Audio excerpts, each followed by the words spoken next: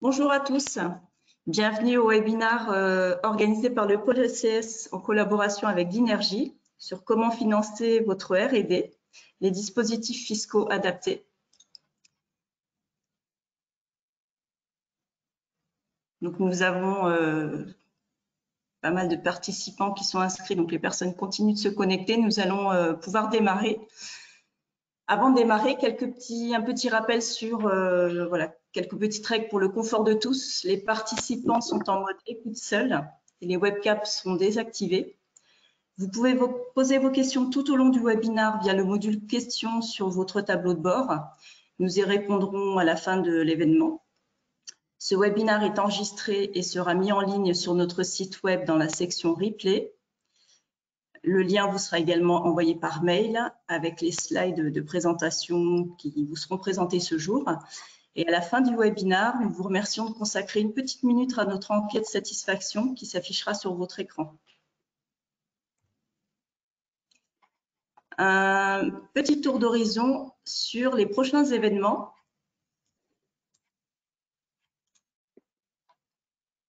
Alors, le 3 juin, vous nous retrouverez autour d'un webinaire SCS sur une autre thématique, comment financer votre croissance, le bon mix entre capital et dette. Le 18 juin, une conférence sur les mutations et perspectives suite à la Covid-19, suivie de notre Assemblée générale, SCS. Nous aurons également le 22 juin, un autre webinaire consacré aux infos appels à projets régionaux, nationaux, avec un gros focus sur la partie Europe. En ce qui concerne les prochaines rencontres, nous aurons le plaisir de vous retrouver le 1er juillet sur le Green Mobility Urban Mobility Innovation Day, conférence, stand pitch et air rendez-vous BNB, donc qui aura lieu à l'IMRED de Nice. Nous aurons également le 7 octobre, le Micro Innovation Day 2, qui aura lieu au campus Faro à Marseille. En ce qui concerne les prochains GT, essentiellement celui du 30 septembre sur le GT IA Big Data, avec un showroom prévu sur Marseille, donc le lieu est en attente de définition. Vous retrouverez également nos prochains WebTech, donc organisés par Fabienne de Thomas, qui ont lieu systématiquement donc à 11 h. Le 10 juin sur la quantique, quelles opportunités, avec le CEA Leti, Whisky, ST Microelectronics et l'École nationale des mines de Saint-Étienne. Le 9 juillet sur la thématique 5G et industrie maritime avec HPE et MIOS. Et le 14 septembre sur la thématique IoT, Asset Tracking et Geofencing avec MIOS également. Pour tous ces événements, je vous invite à vous inscrire par mail sur l'adresse mail de Audrey Rigolet qui est inscrite sur ce slide. Vous pourrez retrouver les détails de la rencontre du 1er juillet sur le Green Mobility Urban Mobility Innovation Day qui aura lieu à l'IMRED de Nice sur la slide qui vous sera adressée. Donc, il y a un lien où vous pourrez retrouver toutes les infos là-dessus.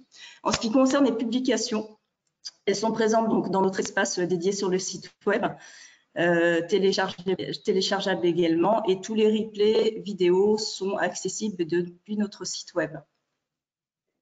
Je passe désormais la main à Gérard Martinez. Bonjour à tous. Écoutez, en termes d'introduction, je vais être assez bref pour cette session. Donc, tout d'abord, un grand merci à nos partenaires de la Société Dinergie, donc Lauriane et Pierre-Jean, qui vont effectuer cette présentation. D'une manière générale, la problématique de le financement de la R&D et de ces innovations, c'est une préoccupation essentielle pour l'ensemble de nos entreprises, membres, mais aussi non membres, bien entendu. Et l'objectif, c'est toujours d'aboutir à la commercialisation d'une solution à forte valeur ajoutée. Bon, bien entendu, il y a toujours une part de risque et d'incertitude et des aléas.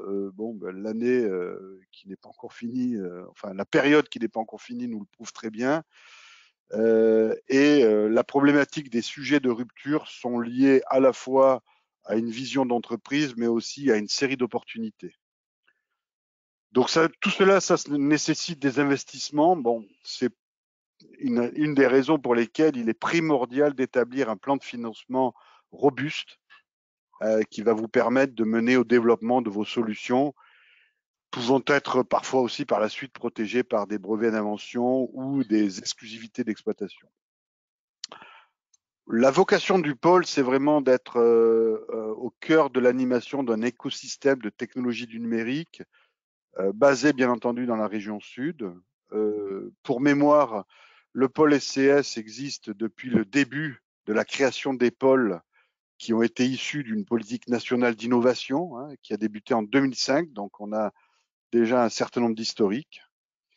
Bien entendu, au travers de toutes ces années qui se sont déroulées, c'est l'innovation qui a été le moteur de la croissance, que l'on soit grand groupe, université, PME, start-up, voire partenaires financiers.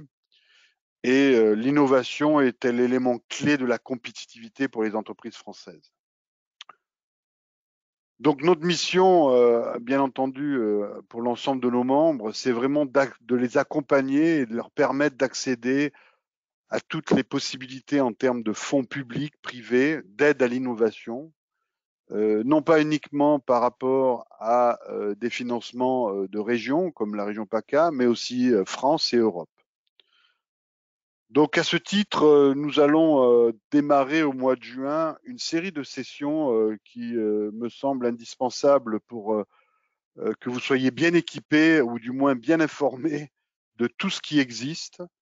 Donc aujourd'hui, on démarre cette période de mois de juin avec un ensemble sur la problématique des dispositifs fiscaux, hein, et donc Lauriane et Pierre-Jean vont vous décrire ça de manière très approfondie.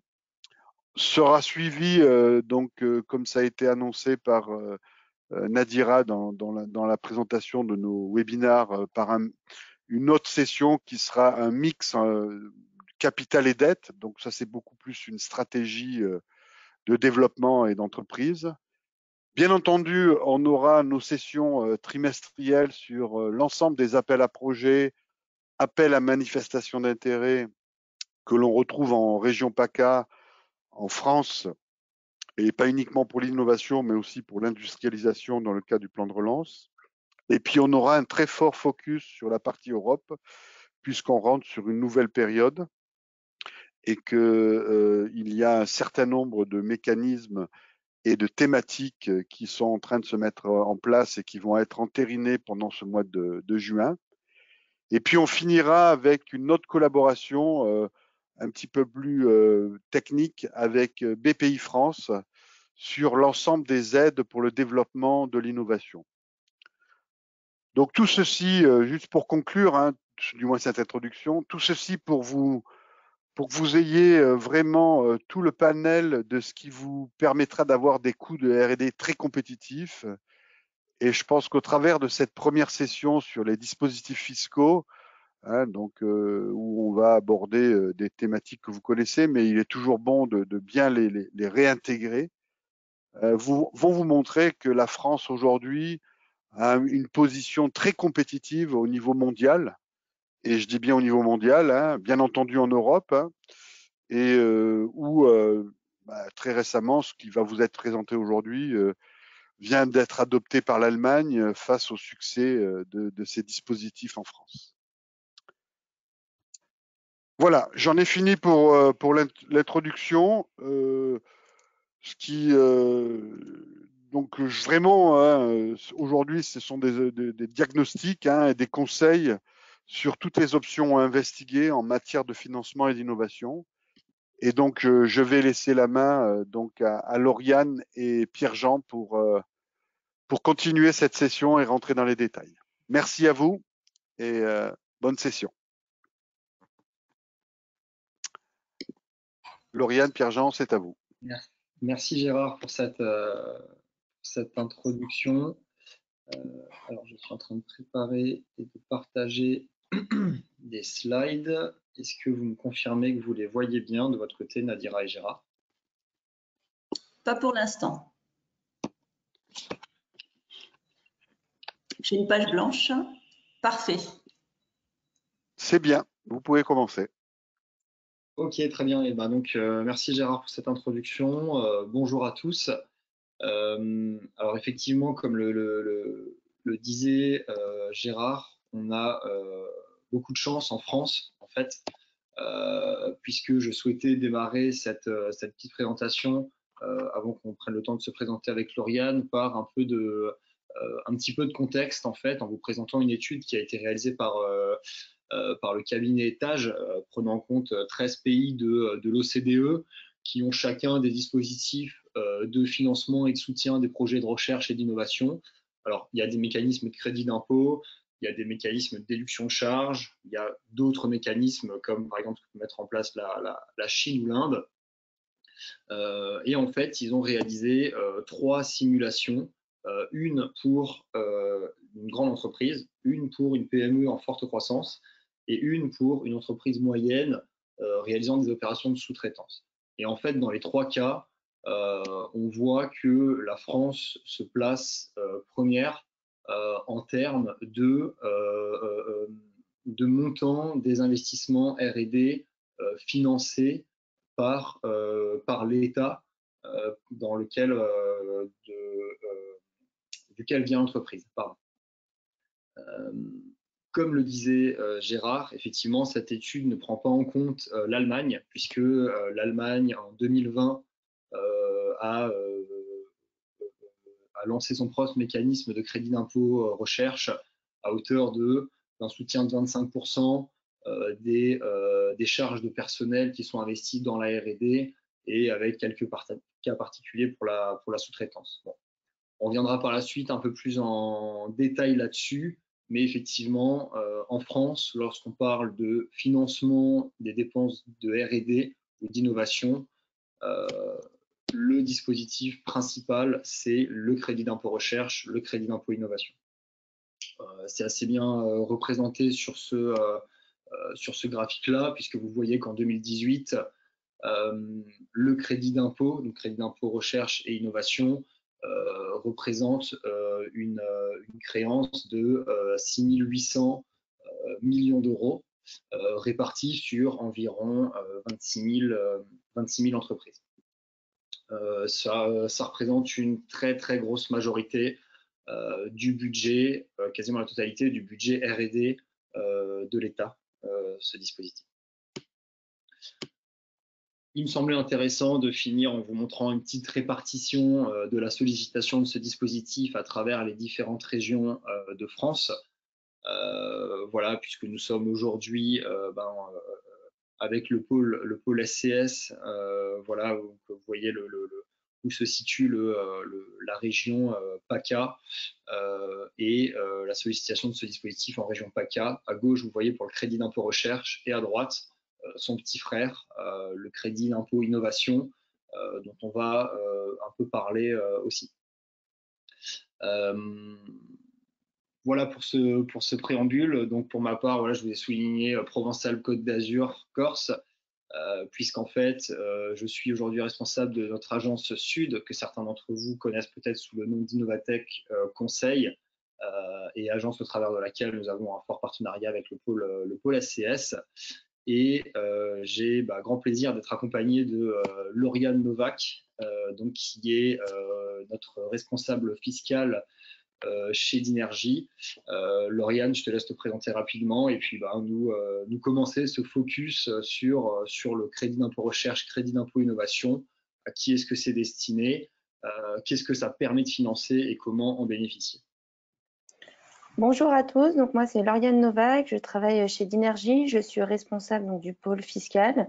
J'accompagne les entreprises dans leur déclaration de crédit impôt recherche et crédit impôt innovation.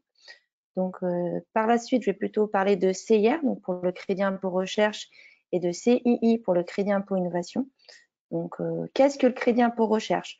Donc en synthèse, c'est un crédit d'impôt qui vient soutenir les activités de R&D, donc de recherche et développement des entreprises françaises, sans restriction de secteur ni de taille. Donc vraiment, toutes les entreprises françaises qui ont des activités peuvent solliciter ce type de crédit d'impôt. Ce crédit d'impôt va aider à hauteur de 30% des dépenses de R&D formulées par l'entreprise sur l'année civile écoulée. Et dans le cas où vous êtes une entreprise PME, donc une petite moyenne entreprise ou une jeune entreprise innovante, une JEI, vous pouvez demander la restitution immédiate de votre crédit d'impôt si vous ne payez pas suffisamment d'IS. Donc, c'est vraiment intéressant pour avoir des rentrées d'argent sur l'année. Ensuite, il faut savoir que ce dispositif est géré par le ministère de la Recherche et par l'administration fiscale. Donc, il y a vraiment le côté fiscal et le côté recherche, puisque géré par le ministère de la Recherche. Donc ça, c'est le CIR. Ensuite, a été créé plus récemment le crédit impôt innovation, qui vise à soutenir cette fois-ci les activités d'innovation et qui est un dispositif réservé aux PME, donc aux petites moyennes entreprises au sens communautaire. C'est un dispositif qui va aider à 20% vos dépenses d'innovation, toujours sous la forme de crédit d'impôt, et il y aura une bonification si l'entreprise déclarant le crédit d'impôt se trouve en Dom ou en Corse. Attention, c'est un crédit d'impôt qui est cette fois-ci plafonné, donc il sera plafonné à 400 000 € des dépenses annuelles, soit un maximum de 80 000 € de crédit d'impôt innovation. Et vous pouvez aussi demander le remboursement immédiat, donc le remboursement anticipé de la créance si vous n'avez pas suffisamment d'IS à payer et que bien sûr vous êtes une PME puisque vous sollicitez un crédit impôt innovation. Cette fois-ci, c'est un crédit d'impôt géré par l'administration fiscale et par la DGE, donc par les directs et les DRARI. Voilà, donc l'innovation est plutôt sous l'égide de la DGE, là où le crédit d'impôt recherche est sous l'égide du ministère de la Recherche. Donc voilà, c'est vraiment deux crédits d'impôt qui sont complémentaires. Au niveau des dépenses éligibles, donc pour ces deux crédits d'impôt, vous allez pouvoir valoriser vos dépenses de personnel. Donc les personnels qui ont participé soit à la recherche et développement, soit à l'innovation. Donc il va falloir chaque année identifier au sein de l'entreprise quelles sont les personnes, quels sont les profils qui ont participé aux différents projets. Définir donc les temps et les salaires associés à ces personnes. Sur cette assiette de dépenses de personnel, vous pouvez ajouter des frais de fonctionnement, qui sont des frais de fonctionnement forfaitaires, qui s'ajoutent automatiquement. Ils sont désormais de 43%. Par le passé, ils étaient égaux à 50%. Donc, ils ont un peu baissé du fait de la loi des finances. Vous pouvez ajouter à vos dépenses de personnel des dépenses d'amortissement de matériel, donc les équipements dont vous êtes propriétaire, qui vous ont servi dans le cadre de vos travaux de R&D ou d'innovation. S'ajouteront à ces dotations aux amortissements des frais de fonctionnement. Idem, c'est automatique. Et là, cette fois-ci, vous pouvez rajouter 75% de frais de fonctionnement. Ces frais sont là pour couvrir les frais d'électricité, par exemple. Vraiment tous les frais que vous avez autour de vos équipements. Donc là, on a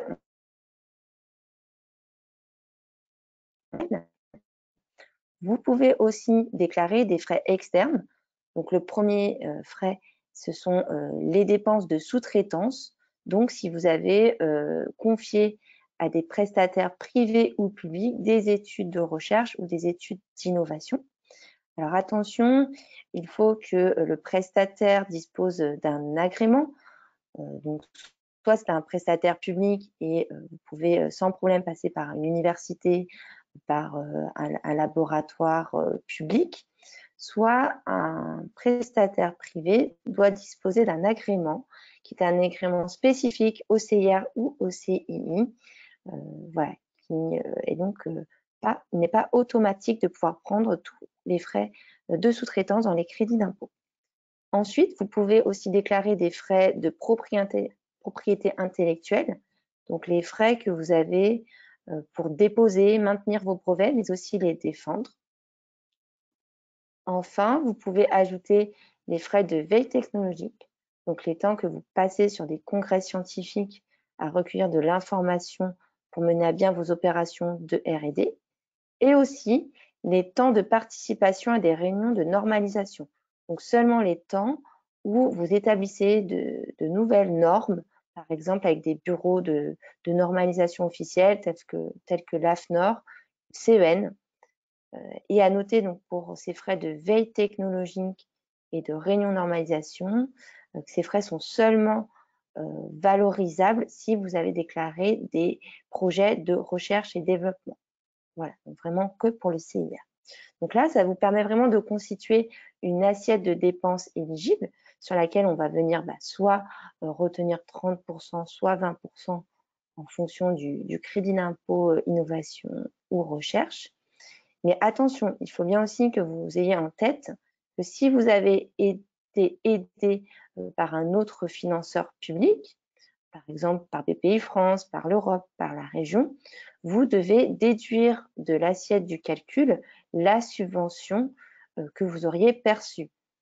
Voilà, donc il y a aussi un travail à réaliser, un travail d'ingénierie pour déterminer la part de l'aide publique que vous devez déduire de votre crédit d'impôt, sachant qu'il existe une multitude d'aides publiques. Il y a les subventions, mais aussi les avances remboursables, les avances récupérables, les prêts à taux zéro, les prêts innovation. Voilà, donc il faut bien avoir en tête tous ces éléments avant de procéder à votre déclaration.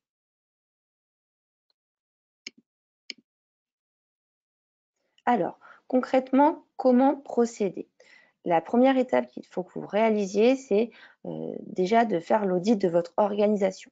Est-ce que votre société est en capacité de respecter les exigences de l'administration quant à l'obtention et à la justification de ces crédits d'impôt? Puisqu'en fait, ces crédits d'impôt sont déclarés, donc sont en mode déclaratif. Vous déclarez un montant et ensuite l'administration a jusqu'à 3 ans pour vous demander les justificatifs prouvant le détail du calcul, mais aussi prouvant que vos projets remplissent les critères scientifiques du CIR ou les critères d'innovation du CII. Donc, il faut déjà que vous validiez que vous ayez la capacité à bien suivre vos projets, donc bien avoir des suivis des temps, mais aussi des suivis documentaires pour pouvoir avoir le niveau attendu en termes de justificatifs. Première chose. Ensuite, deuxième chose, c'est d'auditer vos projets, donc de définir le périmètre d'éligibilité. Quelles sont les activités, quelles sont les opérations qui ont été menées l'année civile écoulée qui peuvent remplir tous les critères. Et ensuite, définir toutes les dépenses qui se rattachent à mes opérations de R&D ou d'innovation. Une fois que j'ai bien défini le périmètre, je réalise le calcul de mon crédit d'impôt recherche et innovation et je le déclare dans les temps donnés, c'est-à-dire en même temps que ma liasse fiscale. Donc, si je suis une société qui clôture au 31 décembre et que je suis soumise à l'impôt sur les sociétés, à l'IS, j'ai jusqu'au 15 mai de l'année N+1 pour déclarer ma liasse fiscale accompagnée de la déclaration spéciale CIR-CII. En parallèle, je dois bien constituer mes justificatifs sur le plan administratif, sur le plan comptable et sur le plan technique. Donc, toute cette archive doit être prête à être transmise aux impôts dès que les impôts formulent une demande. Petite subtilité aussi, le crédit d'impôt se détermine par année civile, même si votre société clôture en exercice décalé. Donc, ayez bien en tête que si vous clôturez votre exercice au 31 décembre, en effet, vous avez maximum jusqu'au 15 mai de l'année suivante. Par contre, si vous avez une clôture décalée, que vous êtes soumis à l'IS, vous avez jusqu'à 3 mois et demi après la date de clôture de votre exercice.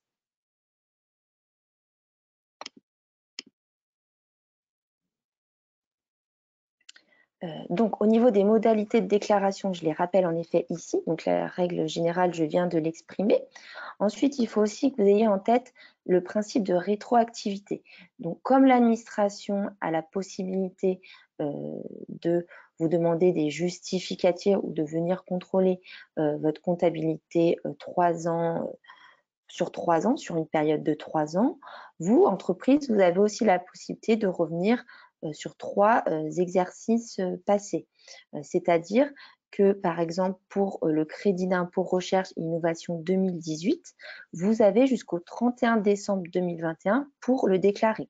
Donc ça peut être intéressant si aujourd'hui, vous vous rendez compte que vous avez omis de déclarer des crédits d'impôt recherche, innovation, soit parce que vous n'aviez pas connaissance de l'existence de ces crédits d'impôt ou vous ne pensiez pas pouvoir en bénéficier et à tort, ou inversement, vous vous êtes rendu compte que vous avez oublié un projet, vous avez la possibilité de déclarer ou revenir sur votre déclaration jusqu'à la deuxième année qui suit l'année du paiement de l'IS.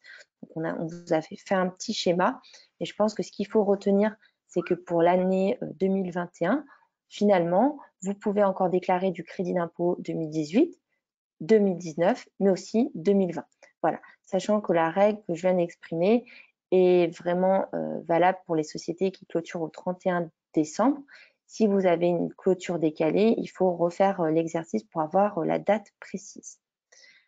À ces règles générales s'ajoutent aussi des règles spécifiques pour 2021. Ce sont des règles qui ont été proposées par l'administration pour faire face, vous aider face à la crise sanitaire du Covid. Donc déjà, sachez qu'il y a une tolérance pour les déclarations fiscales, donc les déclarations des crédits d'impôt pour 2021. Vous avez jusqu'au 30 juin exceptionnellement pour procéder à la déclaration de vos crédits d'impôt, là où d'habitude c'est plutôt en effet le 15 mai. Donc c'est vraiment une tolérance, une souplesse qui est proposée voilà, pour vos entreprises. Donc, il n'y aura ni pénalité ni amende et ça vous laisse donc un mois de plus. Et ensuite, sachez que l'État a aussi mis en place une procédure de remboursement accéléré des crédits d'impôt qui sont restituables en 2021. Donc, si vous avez un crédit d'impôt dont le remboursement est immédiat, donc si vous êtes une PME ou une jeune entreprise innovante et que vous n'avez pas suffisamment d'IS, vous pouvez demander la restitution immédiate et demander cette année un remboursement accéléré, c'est-à-dire demander le remboursement dès le dépôt de la CERFA sans avoir l'alias fiscale complète. Donc ça peut aussi vous faire gagner un peu de temps si votre lias est en cours de finalisation.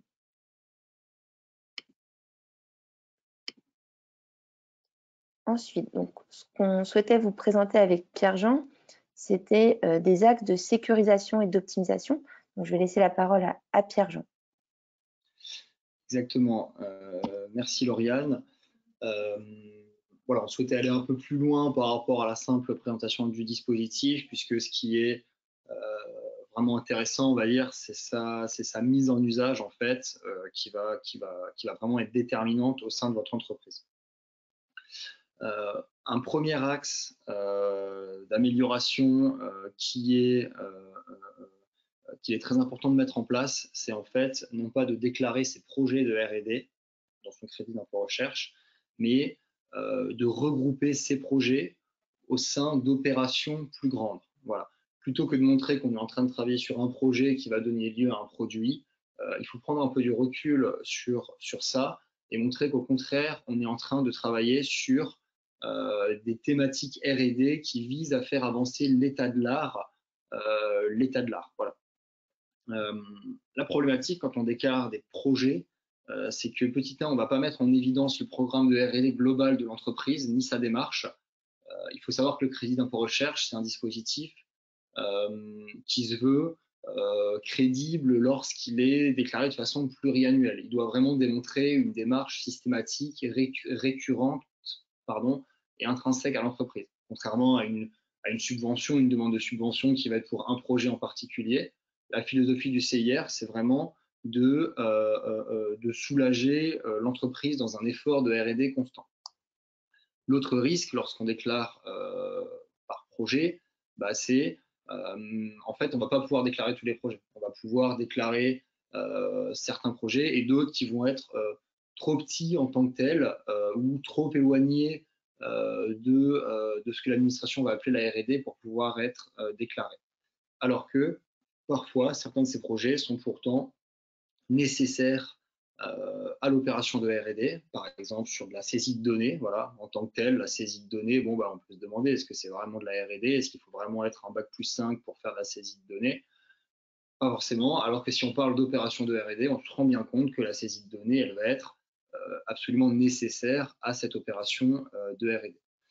Donc, voilà, premièrement, regrouper les projets en opération de R&D permet de sécuriser son CIR, petit 1, et petit 2, de maximiser le nombre d'heures R&D qu'on va pouvoir déclarer au sein de ces opérations. Le deuxième axe dont on voulait vous parler, il est peut-être un petit peu moins connu. C'est vrai que quand on parle de R&D, on a souvent tendance à associer ça à des technologies. Alors qu'en fait, la R&D, il faut associer surtout ça à une démarche scientifique, en fait, qui consiste à décrire, expliquer, comprendre, transformer. Et en fait, cette démarche scientifique, on peut la trouver dans d'autres domaines que les domaines techniques, que les sciences dites dures. On peut aussi trouver dans les sciences humaines et sociales notamment. Voilà, pour vous donner quelques exemples, on peut déclarer des crédits d'impôt recherche, par exemple pour des sociétés informatiques qui développent un nouveau logiciel et où il se trouve qu'on a un vrai verrou par rapport à la mise en usage de ce logiciel au sein d'une entreprise, par rapport à l'adoption de cette technologie, de ces nouveaux usages. Eh bien, ici, on se rend compte qu'il y a pas mal d'entreprises qui font de la vraie R&D par rapport à ces verrous qui sont des verrous importants qu'ils doivent lever. Et donc ça, c'est important, voilà, de s'en rendre compte et de le structurer pour pouvoir ainsi le rajouter à son crédit d'impôt recherche et faire ce qu'on appelle des projets, alors, un jargon, hein, mais voilà, des projets hybrides qui vont être à la fois constitués d'opérations de R&D technologiques et des opérations de R&D non technologiques, dites servicielles. Voilà. Un autre point qu'on voulait mettre en avant, c'est par rapport à un cas spécifique qui est celui du jeune docteur. Lauriane, je te laisse dire un mot dessus.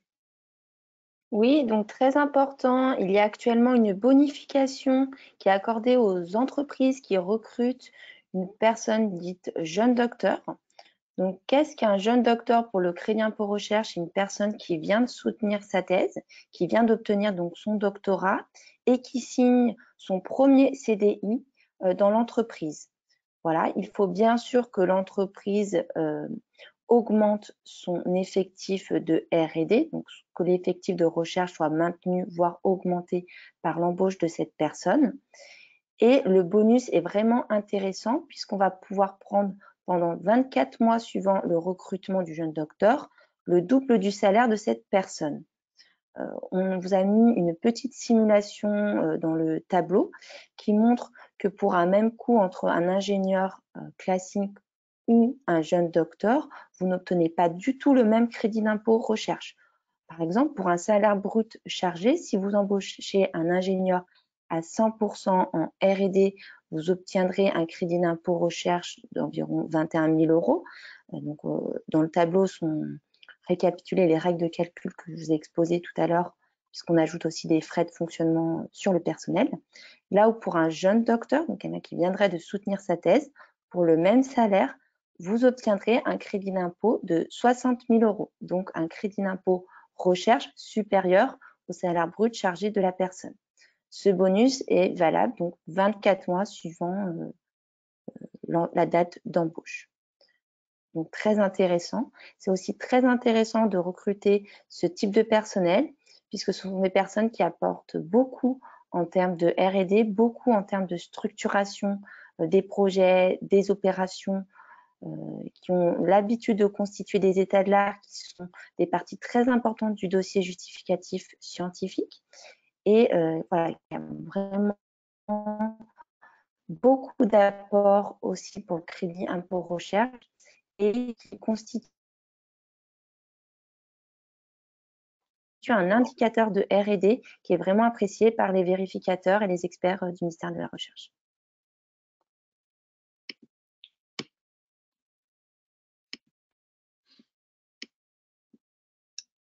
Donc le dernier Ensuite, axe. un dernier avantage qu'on souhaitait vous indiquer aujourd'hui, c'est le statut de la jeune entreprise innovante, donc de la GEI.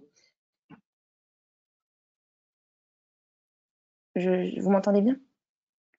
Donc, c'est la jeune entreprise innovante. C'est un statut qui a été mis en place par le gouvernement pour favoriser la création de petites et moyennes entreprises, donc des PME françaises qui exercent des activités de R&D. C'est un statut qui permet d'avoir un certain nombre d'exonérations fiscales et sociales, donc certaines exonérations de charges sur le personnel de recherche et développement et des exonérations fiscales, notamment sur les premières années de bénéfices.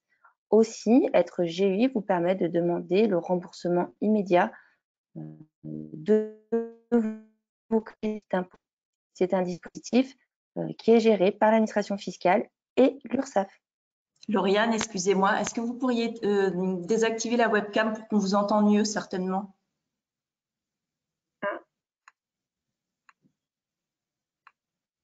Super, merci. Je ne sais pas si vous avez entendu toute la slide. C'était un petit peu assuré, mais ça devrait être mieux. D'accord. Eh bien, je vais laisser la parole à Pierre-Jean. Ça marche. Donc effectivement, de la même manière qu'on voulait vous présenter certains points pour optimiser, sécuriser votre CIR, eh bien, on voulait aussi vous présenter certains points de vigilance auxquels il faut être particulièrement attentif. Le premier, c'est la perte du statut PME.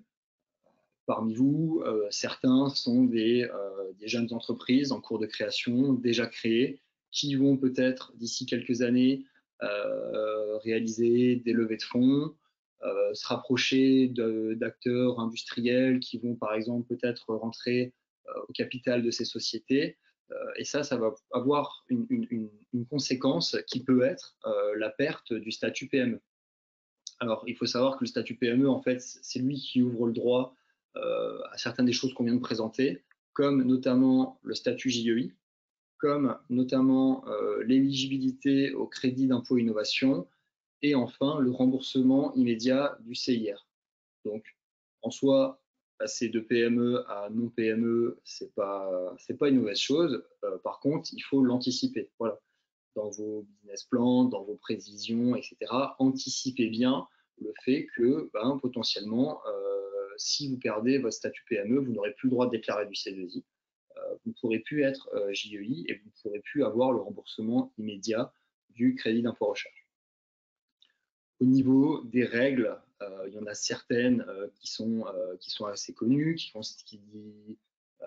sont les suivantes, c'est-à-dire plus de 250 personnes, un chiffre d'affaires annuel supérieur ou égal à 50 millions d'euros, une participation de son capital à plus de 50%. Enfin, pour être PME, il faut être détenu à 50% au moins par une personne physique ou une autre PME. Voilà. Après, vraiment, le statut de PME au sens communautaire, il est un peu plus complexe que ça et il nécessite une étude un peu plus particulière. En tout cas, cette là est vraiment pour vous sensibiliser à anticiper cette potentielle perte du statut PME lors de votre croissance.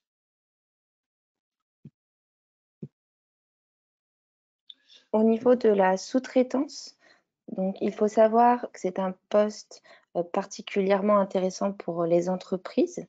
Mais attention, il faut être prêt à fournir les justificatifs nécessaires à l'administration, donc de pouvoir fournir pour chaque sous-traitance le contrat, mais aussi le livrable de l'étude. Soyez aussi vigilant au plafonnement.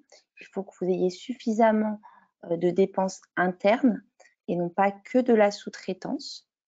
Ensuite, au niveau des prestataires privés, donc comme je l'ai indiqué tout à l'heure, veillez bien à ce que le prestataire soit agréé et veillez bien aussi que lorsque vous faites la somme des sous-traitances privées, vous ayez suffisamment de dépenses internes puisqu'il y a une règle avec un plafond qui dit que les dépenses de R&D externalisées ne peuvent pas être 3 fois supérieures aux autres dépenses de recherche qui ouvrent droit au crédit d'impôt recherche. Aussi quelques nouveautés depuis quelques mois du fait du passage de loi de finances. La sous-traitance en cascade est désormais interdite. Donc, le prestataire à qui vous avez confié vos travaux doit réaliser l'intégralité des travaux. Aussi, pour les sociétés qui déclarent du crédit d'impôt mais qui sont elles-mêmes agréées CII ou CIR, elles perdent le bénéfice du crédit d'impôt au profit de leur donneur d'ordre français. Il peut y avoir des exceptions si le donneur d'ordre est un organisme public à but non lucratif ou est étranger, puisque ces deux types d'organismes ne peuvent pas bénéficier de crédit d'impôt.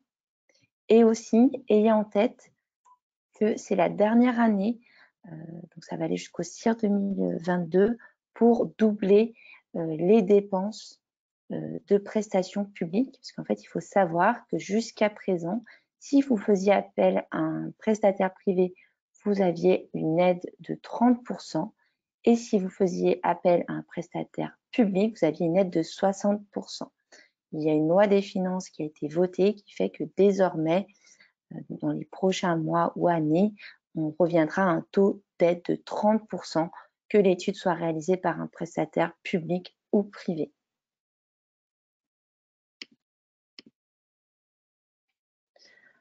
Dernière partie qu'on voulait voir ensemble, c'était au niveau des autres financements. Donc là, c'était vraiment un focus sur les aides fiscales à la R&D à l'innovation. Mais il faut savoir qu'en France, il y a bien d'autres dispositifs qui s'articulent et qui sont complémentaires à ces crédits d'impôt. Tout à fait. Et donc, encore une fois, à ceux qui nous regardent aujourd'hui, qui sont en train de créer, démarrer des sociétés, etc., les dispositifs fiscaux sont des dispositifs très importants, mais il reste un outil au service de la stratégie du financement de votre R&D. Il y en a d'autres, les prêts garantis, la dette bancaire, les fonds privés, les fonds publics, que ce soit via des aides régionales, nationales, européennes, dont vous êtes d'ailleurs au courant grâce au très bon travail de sourcing du pôle SCS.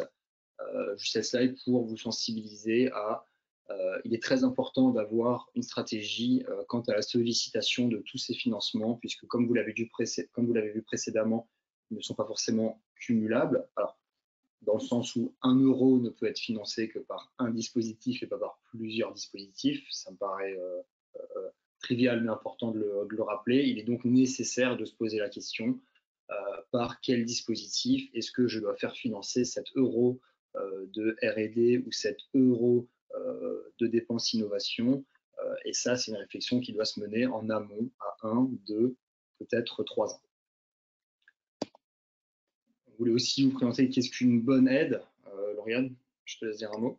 Oui, donc parmi les points à étudier lorsque vous constituez votre demande d'aide, vous regardez déjà la garantie d'un apport en trésorerie. Si vous le pouvez, favoriser les aides, voilà, les aides qui présentent les meilleurs taux de succès.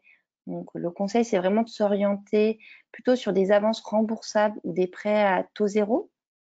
Bien sûr, si vous pouvez limiter votre taux d'endettement, c'est conseillé. Donc si vous pouvez aussi solliciter des subventions, c'est vraiment une très bonne solution. Un point aussi de vigilance, c'est sur comment l'aide va vous permettre d'accélérer et augmenter l'ambition de votre projet. Il faut savoir que les aides européennes sont vraiment très intéressantes. Elles présentent des taux de financement très élevés. On peut avoir des aides jusqu'à 70% du budget prévisionnel. Par contre, c'est un véritable concours européen et donc le taux de sélection est parfois très faible. Sur des appels à projets, on a environ un taux de succès de 4%. Enfin, pensez bien à partager les bénéfices et les risques.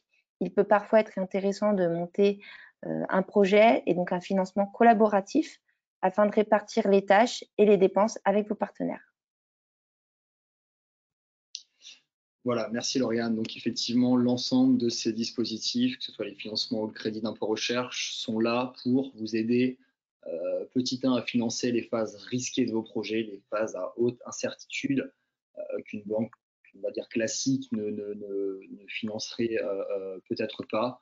Ils ont aussi une forte incitativité pour encourager chaque personne qui mène un projet de recherche, un projet d'innovation, vraiment à le poursuivre et à s'équiper de la meilleure des manières, à équiper ce projet de la meilleure des manières en rajoutant de la collaboration privée, de la collaboration publique, du recrutement de jeunes docteurs, de profils spécialisés pour être le plus compétitif possible.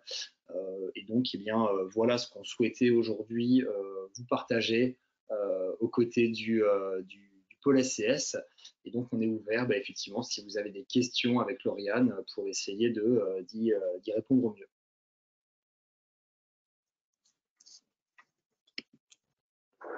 Merci Lauriane, merci Pierre-Jean. Je pense que Nadira a dû ouvrir aussi la partie chat pour les questions. Bon, de manière générale, on prend les questions, on dirait au fil de l'eau, mais on s'autorisera aussi à vous répondre de manière beaucoup plus personnalisée dès l'instant où vous avez des questions. Et puis, vous avez aussi les coordonnées donc de Lauriane et de Pierre-Jean qui seront à même à vous aiguiller ou à vous conseiller. Comme je l'ai dit dans l'introduction, hein, l'objectif c'était vraiment de vous donner un premier niveau d'information pour ceux qui ne l'avaient pas ou rafraîchir un petit peu par rapport aux nouveautés ou par rapport aux changements qui ont pu être opérés ces derniers temps. Donc encore une fois, le financement de la R&D et de l'innovation, c'est un élément primordial dans le développement je dirais la vision d'une entreprise, quelle que soit sa taille. Hein, on a bien sûr, il n'y a pas d'élément discriminant. Hein. D'une manière générale, on sait très bien que les grands groupes sont beaucoup mieux équipés de par l'historique que des sociétés en création ou des startups déjà existantes ou des PME.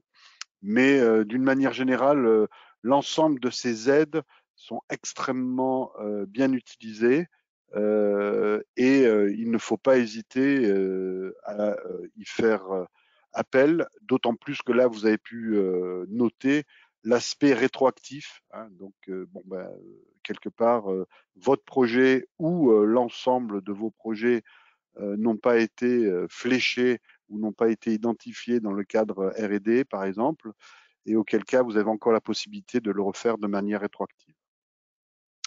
Donc, dans l'ensemble de ces dispositifs d'aide, comme je l'ai souligné en introduction aussi, ça s'inscrit dans une période de session d'information du pôle où premier focus sur la partie dispositifs fiscaux. Bon, vous avez vu aussi au travers de cette présentation qu'il y a tout l'aspect mix capital et dette hein, qui est très important. Bien entendu, les aides d'appel à projet ou d'appel à manifestation d'intérêt que l'on peut avoir en région, en France, en Europe, avec aussi peut-être une problématique, c'est le taux de succès qui est en général, vous l'avez souligné, vous l'avez qualifié à entre 4 et 5. Donc nous, au niveau du pôle, l'ensemble des projets que nous accompagnons, on a à peu près un taux de succès qui se situe entre 9 et 10 après diagnostic, hein, c'est-à-dire après une première revue de sélection pour savoir si c'est opportun ou pas de mobiliser des efforts pour postuler aux appels à projets européens. Et on aura bien entendu pour conclure avec donc la présentation de BPI France, tout ce qui sont les aides pour le développement et principalement les aides pour l'innovation, qui sont aussi cumulables avec le CRI. Et vous me corrigez, Pierre-Jean, si je me trompe, ou Lauriane, mais quand vous bénéficiez d'une aide BPI, vous avez aussi la possibilité sur la même assiette de prétendre au crédit impôt, ce qui vous permet d'avoir parfois un financement extrêmement intéressant. Bien entendu, dans les aides de la BPI, si c'est sous une forme de prêt, c'est pas une aide de subvention, hein, c'est un prêt comme son nom l'indique. Mais par contre, vous n'êtes pas exclu de la partie CIR ou CI. Voilà, je pense que s'il y a quelques questions, Nadira, je te donne la main pour que tu Oui. puisses à la fois gérer les questions et puis conclure sur le webinaire. Merci Très bien. à vous. Merci de votre intérêt. Effectivement, on a reçu pas mal de questions. Alors, une première question sur, vous aviez évoqué, Lauriane, le retour anticipé du CIR, qui est immédiat. On nous pose la question, à quel point est-ce qu'il est immédiat dans le cadre d'une jeune entreprise innovante? Je pense que vous souhaitiez dire la restitution immédiate du CIR, ça. L'idée, c'est sous quel délai? C'est 1 mois, Alors, 6 il n'y a mois? pas de délai. Nous, on invite nos clients à vraiment envoyer les éléments au service des impôts afin de faciliter le traitement du dossier. L'administration n'a pas de délai. Il faut savoir que ça peut être plus intéressant en effet de déposer votre crédit d'impôt, par exemple en mars-avril, afin de passer dans les premiers déclarants. Donc, il n'y a pas de délai, ça va vraiment dépendre déjà du montant du crédit d'impôt. Ça va dépendre de la localisation de votre société et puis de votre historique. Est-ce que vous avez déjà un interlocuteur auprès des impôts qui vous suit, qui vous connaît et qui pourrait donc diminuer le délai de traitement de votre dossier. Donc, nous, on a aussi des stratégies pour bien préparer les dossiers, donc, tout de suite les éléments administratifs, financiers et techniques afin de réduire le délai d'obtention du crédit d'impôt. D'accord, très bien. Une autre question concernant le CIR et le CII, sont-ils cumulables sur les mêmes dépenses? Non, non, non, non. Comme on vient de l'exprimer, il s'agit de 2 dispositifs distincts. L'un vient soutenir la recherche et développement, l'un vient soutenir l'innovation. Donc, vous ne pouvez pas déclarer le même euro sur les 2 crédits d'impôt. Il faut vraiment faire un audit précis, distinguer la part de vos activités de recherche et la part de vos activités d'innovation. D'accord, donc ils sont plutôt complémentaires plutôt que cumulables. Ils sont exactement complémentaires, comme ils sont complémentaires avec les autres financements publics. Par contre, il faut faire attention de ne pas faire de recoupement. Vous ne pouvez pas être aidé 2 fois par une aide publique sur le même euro dépensé. C'est très clair. Une autre question, est-ce que des prestations d'études en design for manufacturing, tout ce qui concerne la révision d'électronique et de la mécanique en vue d'une industrialisation, ou en design to cost, donc pour l'optimisation en vue d'une réduction du coût de production, confiées à un prestataire agréé CI et CIR sont éligibles? Alors, comme ça, on ne peut pas répondre. Il faut faire un audit précis.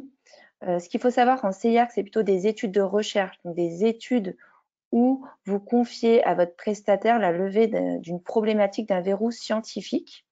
Et pour le crédit d'impôt innovation, une étude que vous confiez à un prestataire dans le cadre d'une opération d'innovation, dans le cadre de la création, de la conception, du développement d'un prototype de produit nouveau. Donc, si vous vous inscrivez bien dans une démarche d'un produit nouveau supérieur par rapport aux autres produits du marché, ce sera peut-être éligible. Inversement, si c'est une pure dépense d'industrialisation, ça ne sera peut-être pas. Donc, je pense qu'il faut vraiment faire un audit précis pour voir réellement quels sont les travaux confiés et pouvoir vous répondre, est-ce que vous pouvez prendre 0% de la facture ou un pourcentage de cette facture. D'accord. Ensuite, pouvez-vous préciser la notion de petite autorité locale autonome qui a été évoquée? Ah, de petites, moyennes entreprises, de PME. Je pense que j'ai plutôt dit ça, la petite, moyenne entreprise. Donc, il faut consolider les chiffres au niveau du groupe et s'assurer que votre entreprise sur l'exercice avait bien un effectif consolidé au niveau du groupe inférieur à 250 personnes ou un chiffre d'affaires inférieur à 50 millions d'euros consolidé au niveau du groupe ou un total du bilan consolidé au niveau du groupe inférieur à 43 millions d'euros. D'accord. On a une question concernant la sous-traitance également. Est-ce que la sous-traitance en cascade concerne aussi la sous-traitance à une maison mère ou une filiale? Alors là, il faut faire attention, pareil, il faut faire un audit précis parce que lorsqu'on est sur des relations intra-groupes, il faut se demander si c'était une relation de sous-traitance ou n'était-ce pas plutôt une relation de mise à disposition. Est-ce que vraiment ça a été une étude sous-traitée ou est-ce que ce n'était pas plutôt un ingénieur d'une société mère qui a été mise à disposition pour la société déclarant le CIR. En tout cas, la sous-traitance en cascade est valable voilà, pour toutes les opérations de sous-traitance. Après, il y a quelques exceptions et quelques dérogations, vu que c'est une nouvelle règle. Donc, tout n'est pas noir, tout n'est pas blanc. Mais là, j'entends qu'il y a plutôt une relation de groupe. Donc, j'invite à faire un audit précis pour comprendre réellement de quels travaux on parle et comment cela a été contractualisé et comment cela a été facturé et traité comptablement.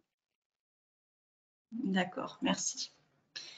Alors, une question concernant des mentions particulières à faire apparaître sur des documents commerciaux en tant qu'organisme privé agréé CIR ou CI. Est-ce qu'il y a des mentions particulières à faire apparaître sur les documents commerciaux, type devis, bon de commande, facture, etc.? Non, ce qu'il fera foi, c'est l'attestation d'agrément. Donc, veillez bien à toujours demander les attestations d'agrément à vos sous-traitants. Ensuite, les sous-traitants peuvent, s'ils le souhaitent, en effet, apposer la mention « Je suis agréé pour telle année » sur leur devis, sur leur facture. Ça peut être bien, ça peut être, entre guillemets, plus facile pour le donneur d'ordre. Par contre, le donneur d'ordre est seul pour justifier la prise en compte de la dépense dans son crédit d'impôt et doit être en mesure de fournir l'attestation d'agrément. D'accord. Très bien. On a une question, il me semble que Gérard y a répondu il y a quelques minutes sur le fait de cumuler des subventions d'IPTEC BPI avec le CIR. Donc oui, ce sont des aides complémentaires. Par contre, comme bien indiqué, il va falloir les déduire de l'assiette du calcul à hauteur de la fraction recoupant avec le crédit d'impôt recherche et innovation, puisque vous ne pouvez pas avoir 2 € d'aide publique sur la même dépense. Donc, il faut vraiment faire une étude précise, puisque les subventions et les avances remboursables doivent être bien déduites de l'assiette du crédit d'impôt, puisque BPI France accorde bien des aides publiques. D'accord. Ensuite, une dernière question concernant les aides européennes, à savoir où il était possible de trouver les autres sources de financement côté Europe. Alors, je ne suis pas sûre d'avoir bien compris la question. Je pense que là, il s'agit plus de financement sur des appels à projets ou autres. Donc là, je pense que ce serait peut-être plutôt une question pour Gérard. Gérard, après, c'est vrai que sur la partie financement européen, il va y avoir effectivement tous les guichets européens, le nouveau programme cadre qui est sorti, etc. Après, peut-être la question est aussi tournée. On a des fonds européens qui sont aussi régionalisés, des dispositifs qui sont financés par l'Europe, mais des enveloppes qui sont elles-mêmes attribuées aux régions.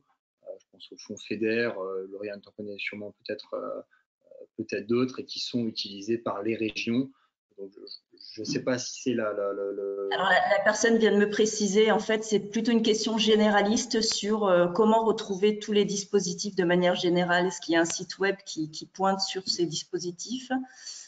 Voilà, je pense qu'il y a pas mal de dispositifs existants. Comment on peut retrouver toutes ces informations? Oui, exactement. Il y a énormément d'appels à projets qui sortent. Il faut faire une veille continue. Donc non, il n'y a pas de site qui recense toutes les aides de façon exhaustive. Sinon, il faut aller sur les différents sites internet et ça demande en effet beaucoup de temps. Donc la plupart, voilà, je pense des acteurs accompagnants à l'innovation essayent de bien communiquer sur les nouveaux appels à projets.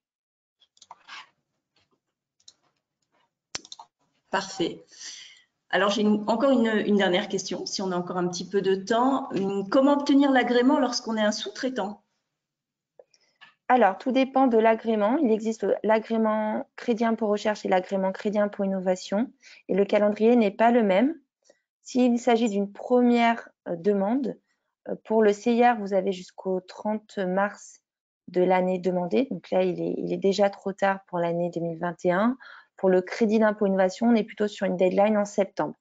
Là, c'est lorsqu'il s'agit donc d'une première demande, lorsqu'il s'agit d'un renouvellement d'agrément, donc que votre agrément arrive à expiration, vous souhaitez le renouveler pour de nouveau quelques années.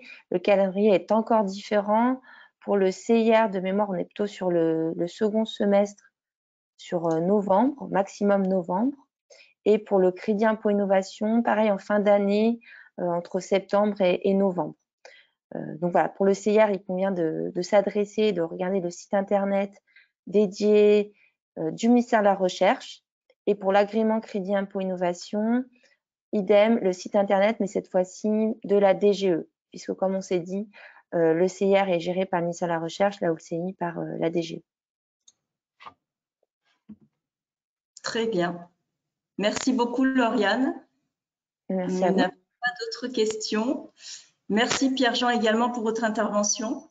Merci, merci Nadira pour votre accueil pour ce webinaire. Et voilà, on se tient vraiment à disposition de toute personne qui aurait des questions complémentaires concernant la maximisation, la sécurisation de votre CIR, le dépôt de demande d'agrément.